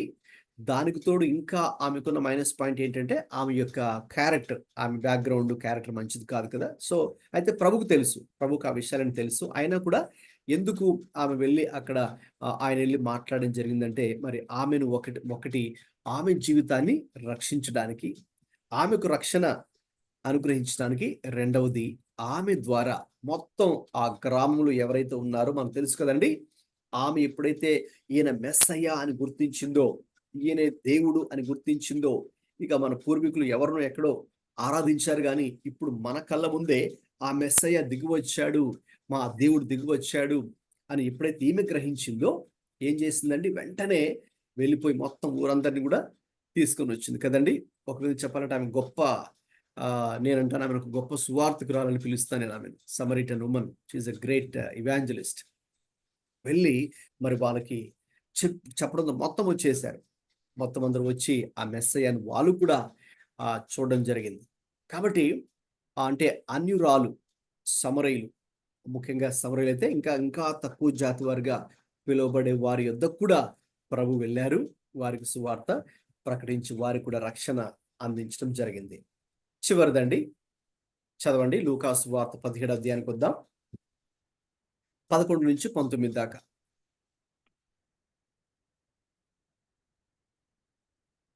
చదవండి లూకా సువార్త 17, 11 నుంచి 19 దాకా చదవండి. అయితే బుద్ధి వచ్చిన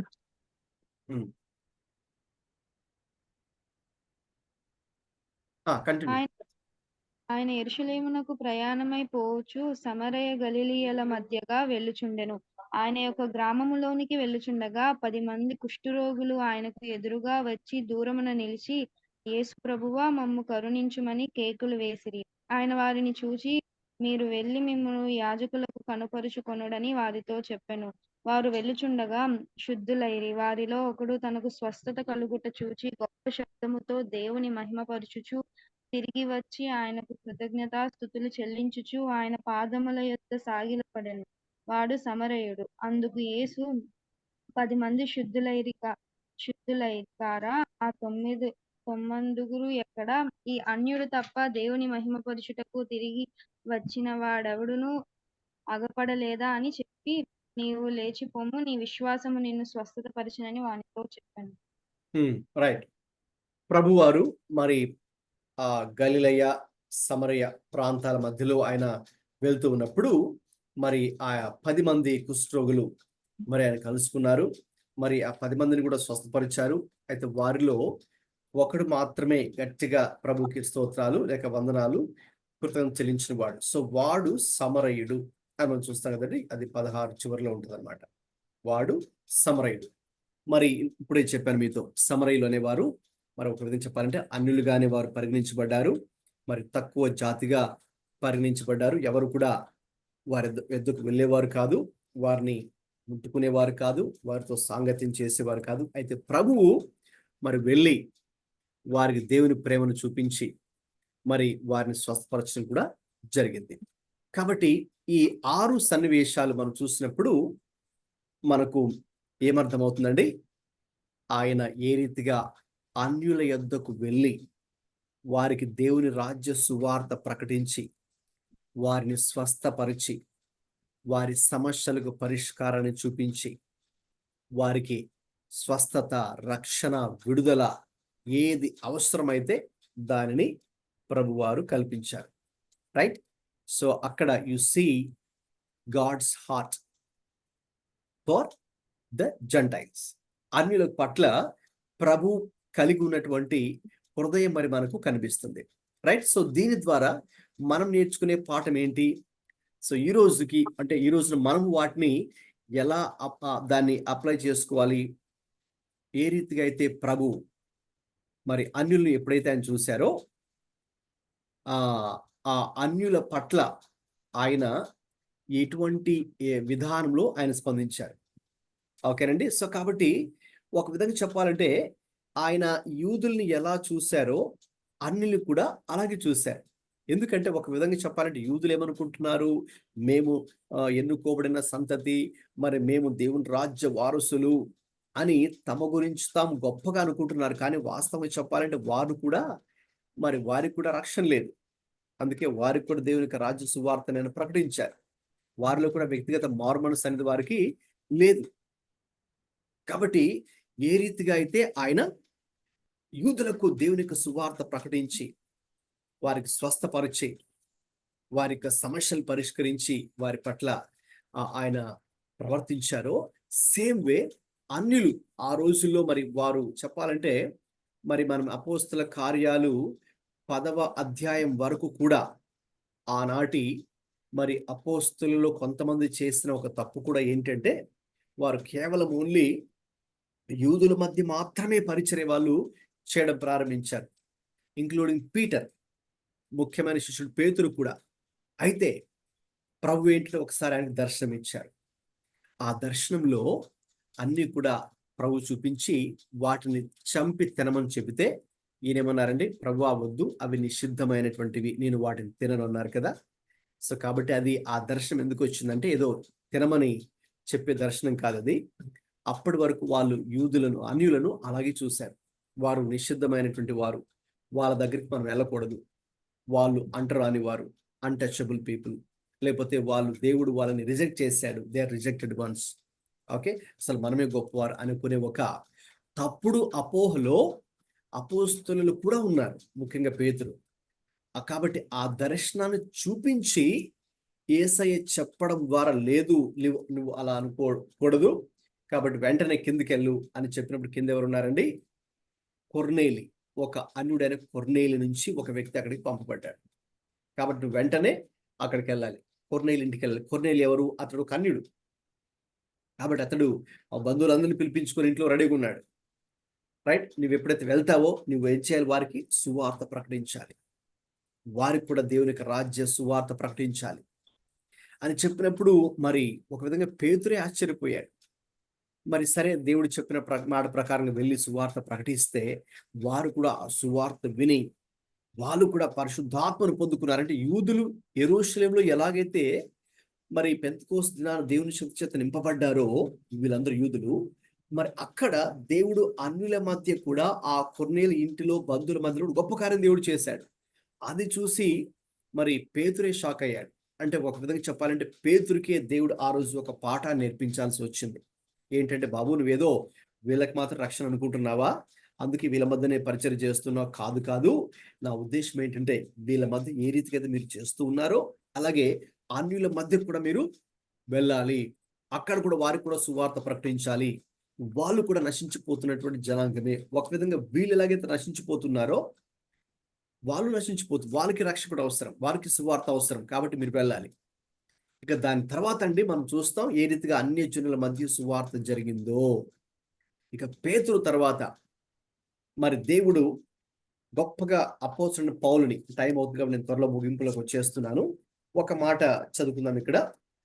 ఇంకా అన్యజనుల మధ్య ఆ రోజుల్లో ఆదిమ సంఘంలో గొప్ప పరిచర్య ఎవరి ద్వారా జరిగిందో మీకు ఇప్పుడు చూపిస్తాను. చదవండి, అపోస్తల కార్యాలు 9వ అధ్యాయము 15వ వచనం చదవండి. Book of Acts chapter 9 verse 15. అపోస్తల కార్యాలు 9:15 చదవండి త్వరగా ఎవరైనా. అందుకు ప్రభు ముగింపులోకి వస్తున్నాం. అందుకు ప్రభు నీ వెళ్ళము, అన్యజనుల ఎదుటను రాజుల ఎదుటను ఇశ్రాయేలీయుల ఎదుటను నా నామం భరించడకు ఇతడు నేను ఏర్పరచుకున్న సాధనమన్నాడు. రైట్, ఎప్పుడైతే పౌలు జీవితం మార్చబడిందో, సౌలు పౌలుగా మారాడో, ఇక దేవుడు ఎందుకు అతన్ని మార్చాడో ఆ ఉద్దేశాన్ని దేవుడు అననీయ అనే వ్యక్తికి చెప్పి పంపించాడు. ఏంటి ఆ ఉద్దేశం అంటే, ఇదిగో నేను ఎన్నుకున్నానంటే చూసారా, ఫస్ట్ మాట అన్యజనులే ఉంది అక్కడ. అన్యజనుల ఎదుటను రాజుల ఎదుటను, చివరికి ఇశ్రాయేలు అంటే వారు యూదులు, ఇశ్రాయేలు ఎదుట నా నామము భరించుటకు నేను ఏర్పరచుకున్న సాధనమై ఉన్నాడు. కాబట్టి ఆ రోజు నుండి ఇక పౌలు ఏం చేశారండి? అఫ్కోర్స్ ఆయన యూదుల మధ్య కూడా వెళ్ళారు. ఈ 3 రకాల పరిచర్లు కూడా ఆయన చేశారు. ఒకవైపు అన్ని జనులు పరిచర్య, ఇశ్రాయేలుకు పరిచర్య, అలాగే రాజులు గొప్ప గొప్ప వారి మధ్య కూడా ఆయన వెళ్ళి వారికి కూడా సువార్త ప్రకటించడం జరిగింది. చూసారా? So there you see again the heart of God for the gentiles. అన్యులకు మరి అన్యుల పట్ల దేవుని ప్రణాళిక ఏమై ఉన్నదో మనకు అర్థమవుతుంది. కాబట్టి ఈరోజు విశ్వాసులుగా మనం ఏం చేయాలి? మన చుట్టూ ఉన్న అన్ని జనుల గురించి మనం ప్రార్థన చేయాలి. మరి ప్రార్థన చేస్తున్నామా? మీరే ఒకసారి పరీక్షించుకోండి. అలాగే మన బంధువుల్లోనే కదండి, మన ఫ్రెండ్ సర్కిల్లోనే, మన చుట్టుపక్కల ఉన్నట్టు మన నైబర్హుడ్లోనే చాలా మంది అన్యులు ఉంటూ ఉన్నారు. వారి కోసం మరి ప్రార్థన చేస్తున్నామా? రెండవదిగా వారిని మీరు కలుసుకుంటున్నారా? ఎందుకు కలుసుకోవాలి? ఎందుకు కలుసుకోవాలంటే సువార్త ప్రకటించుట కొరకు మీరు వారిని కలుసుకోవాలి. రైట్? వారికి మరి సువార్త ప్రకటిస్తున్నారా? దేవుడు ఎలాగైతే మిమ్మల్ని రక్షించుకున్నారో, రైట్, ఒకప్పుడు మనం ఎలాగైతే అన్యజనులుగా ఉన్నామో, బహుశా మనలో ఎవరైతే ఇక్కడ గ్రూప్లో మరి అన్యజనులుగా ఉండి క్రీస్తుని అంగీకరించారో అది మీకు తెలుసు. ఓకే, లేదు మీరు క్రిస్టియన్ బ్యాక్గ్రౌండ్ అయినా ఎవరైనా కూడా తమ పాపాల విషయమై పశ్చాత్తాపడాల్సిందే కదా, వారు కూడా దేవుని అంగీకరించాల్సిందే కదా. కాబట్టి ఎలాగైతే మీరు రక్షించబడ్డారో ఆ మీ రక్షణ అనుభవాన్ని, మీ సాక్ష్యాన్ని అన్ని జనులతో పంచుకుంటూ ఉన్నారా? పంచుకోవాలి. వారి మధ్యకు మనం వెళ్ళాలి. యేసయ్య ఏం చేశారు? వారి మధ్యకు ఆయనే వెళ్ళారంట. మనం చూసాం కదా, దెకపోలి, ఆ తూరు, సీదోను అనే ప్రాంతాలకు ఆయనే వెళ్ళారు. ఆయనకు తెలుసు ఎవరున్నారు అక్కడ అన్ని జనులు ఉన్నారు. వారిని ఆయనే వెళ్ళి కలుసుకున్నారు. ఆయనే ఇనిషియేటివ్ తీసుకున్నారు. ఆయనే మొదలుపెట్టి తీసుకున్నారు. ఆయనే వారిని ప్రేమించారు. వారికి దేవుని యొక్క సువార్తను అందించారు. వారిని కూడా అక్కడ స్వస్థపరిచారు. కాబట్టి ఆయన ఏ రీతిగా స్పందించారు, ఏ రీతిగా పరిచర్య చేశారో ఒక వచనాన్ని చదివి ముగించుకుందాం. మత్తయి సువార్త 9వ అధ్యాయం 36వ వచనం చదవండి. మత్తయి 9:36.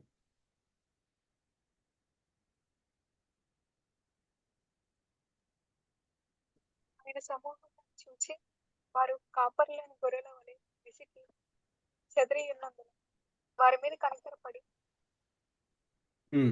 గమనించండి, యేసుక్రీస్తు ఎప్పుడైతే జన సమూహాలను చూశారో, ముఖ్యంగా అన్యజనులు చూశారో, ఆయన ఎలా స్పందించారంటే, ఏదో వాళ్ళు వెళ్ళిపోయి ఆయన వాళ్ళని చూసి వీళ్ళంతా పాపం చేస్తున్న, వీళ్ళంతా పాపులు, వీళ్ళంతా ద్రోహులు, వీళ్ళంతా నరకానికి వెళ్ళిపోతారు అన్నట్టుగా ఆయన మాట్లాడలేదు.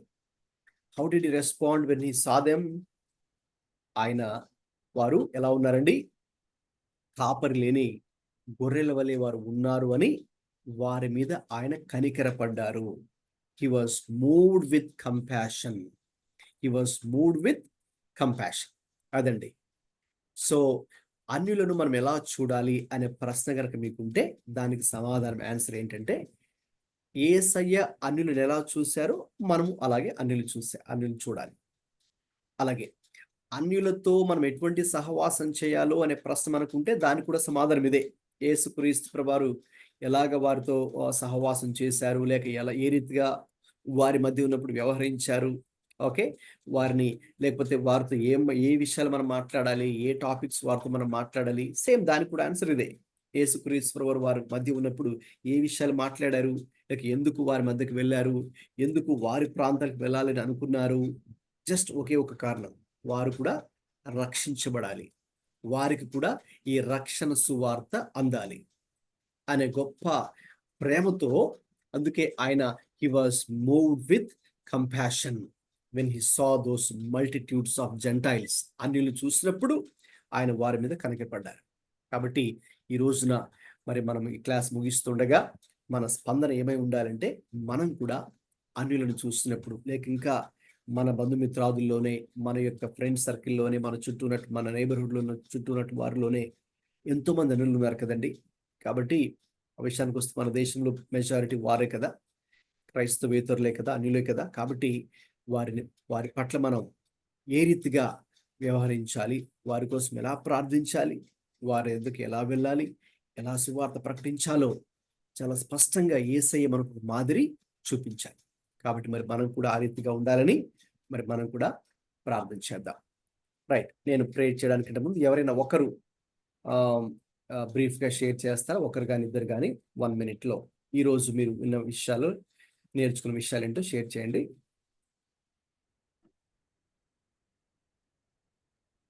దేవుడు మీతో మాట్లాడిన విషయాలు, మీరు నేర్చుకున్న విషయాలు ఈ యొక్క టాపిక్లో నుంచి స్పెసిఫిక్గా.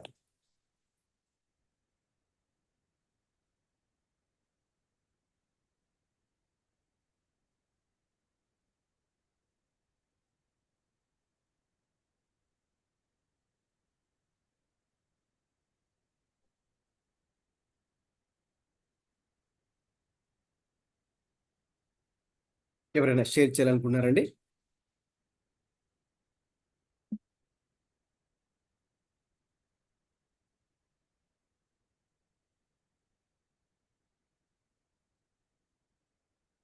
Okay, right. ప్రార్థన చేసి ముగించుకుందాం. ప్రేమగల తండ్రి, మహాపరిశుద్ధుడా, ఈ దినాన ప్రభువా మరి ఏ రీతిగా యేసయ్య మీరు అన్యజనుల పట్ల కనికరం చూపించి వారి మధ్యకు వెళ్ళి వారిని, దేవుని ప్రేమను వారి మధ్య పంచి దేవుని యొక్క రాజ్య సువార్తను వారికి ప్రకటించి వారిని స్వస్థపరిచి వారిలో ఉన్నటువంటి ఆ దురాత్మలను వెళ్ళగొట్టి వారి యొక్క బాధలు, వారి సమస్యలు, వారి కష్టములను మీరు అర్థం చేసుకొని వాటి నుంచి వారికి విడుదల అనుగ్రహించి వారికి కూడా పరిపూర్ణమైనటువంటి సమాధానమును ఏ రీతిగా అనుగ్రహించారో తండ్రి, తద్వారా మీరే ఒక దర్శనాన్ని పేతురుకి చూపించి, ఇదిగో మీరు అన్యుల మధ్యకు వెళ్ళాలి, వారి కూడా సువార్త ప్రకటించాలి అని ఒక విధంగా నాయనా మీరు పేతురుని హెచ్చరించి తండ్రి కొర్నేలి యొద్దకు పంపించినట్టుగా మీకు స్తోత్రం. దాని తర్వాత అపోస్తలుడైన పౌలు ఏ రీతిగా అన్య జనుల యొద్దకు వెళ్ళిన ఆయన కూడా క్రీస్తు యొక్క సువార్తను ప్రకటించాడో, అలాగే తన సొంత సాక్ష్యాన్ని కూడా వారితో పంచుకున్నాడు తండ్రి అనేక సార్లు. ఏ రీతిగా ఆయన జీవితం మార్చబడిందో, నిజమైన దేవుడు ఎవరో, అసలు దేవుడు అంటే ఎలా ఉంటారో, దేవుడిని మనం ఎలా తెలుసుకోవాలో, ఎలాగ మరి రక్షణ పొందాలో తండ్రి, ఆ విషయాలు అన్ని విషయాల గురించి అయ్యా మరి ఏథెన్సులో ఉన్నటువంటి అన్య జనులకు సైతం ఆయన సువార్తను ప్రకటించారు తండ్రి. ఆ రీతిగా తండ్రి ఈ రోజున మాకు అర్థమవుతుంది ప్రభు ఒక్క విషయం, అన్య జనుల పట్ల మీరు ఎటువంటి హృదయాన్ని కలిగి ఉన్నారో, ఎటువంటి మనస్సు కలిగి ఉన్నారో, ఎటువంటి భారాన్ని కలిగి ఉన్నారో మాకు అర్థమవుతుందయ్యా. మేము కూడా మా చుట్టూ కూడా ఎంతో మంది అన్య జనులు ఉన్నారు తండ్రి. మా బంధువుల్లోనే, మా యొక్క మిత్రుల్లోనే, మా యొక్క చుట్టుపక్కల ఉన్నటువంటి వారే, మేము ఉన్నటువంటి ప్రాంతాల్లోనే ఎంతో మంది మా చుట్టూనే కనిపిస్తున్నారు ప్రభు. వారికి నిజమైన దేవుడు ఎవరో తెలియదు, సత్యం ఏంటో తెలియదు అయ్యా. మరి అటువంటి పరిస్థితులు ఉన్నటువంటి వారికి నాయన, ఇదిగో మీరు ఏ రీతిగా ఆ దినాన్న అన్యులను చూచినప్పుడు వారి మీద కనికరపడ్డారు, ఆ రీతి మేము కూడా వారి మీద దేవుని కనికరంతో అయ్యా వారి కొరకు ప్రార్థన చేస్తూ, అలాగే దేవుని ప్రేమను వారి మధ్య పంచిన ఆయన దేవుని కార్యాలను వారికి వివరించడానికి మమ్మల్ని అందరినీ కూడా ఈ గ్రూప్లో ఎవరైతే ఉన్నారో, ఎవరైతే ఈరోజు ఒక తీర్మానం తీసుకుంటూ ఉన్నారో, ఇక నుంచి నేను కూడా యేసుక్రీస్తు ప్రభు వలె అన్యుల యొద్దకు వెళ్ళి వారి కొరకు ప్రార్థన చేసి వారి మీద కనికరపడి దేవునిని వారికి కూడా పరిచయం చేయాలి అనే ఒక తీర్మానం తీసుకుంటున్నారో, వారికి మీరు తోడుగా ఉండి మీరు వారిని బలపరిచి మరి మీరు వారిని భద్రపరచమని అన్ని విధాలుగా పరిశుద్ధాత్మ దేవుని యొక్క అయ్యా కృపను వారు తోడుగొల్చి నడిపించమని ఈ విషయాలు ఈ దినాన్ని మాకు బోధించినందుకు మీకు స్తోత్రాలు చెల్లించుకుంటూ యేసుక్రీస్తు ప్రభువు పరిశుద్ధ నామములో ప్రార్థిస్తున్నాం తండ్రి, ఆమేన్. ఇప్పుడు మన తండ్రి అయిన దేవుని ప్రేమయు, ప్రభు అయిన యేసుక్రీస్తు కృపయు, పరిశుద్ధాత్మ దేవుని తోడు సహవాసం మనందరికీ ఇప్పుడు ఎల్లప్పుడూ సదాకాలం తోడే ఉండి నడిపించును గాక. ఆమేన్. అందరికీ ప్రైజ్ లార్డ్ అండి. వందనాలు. God bless you all.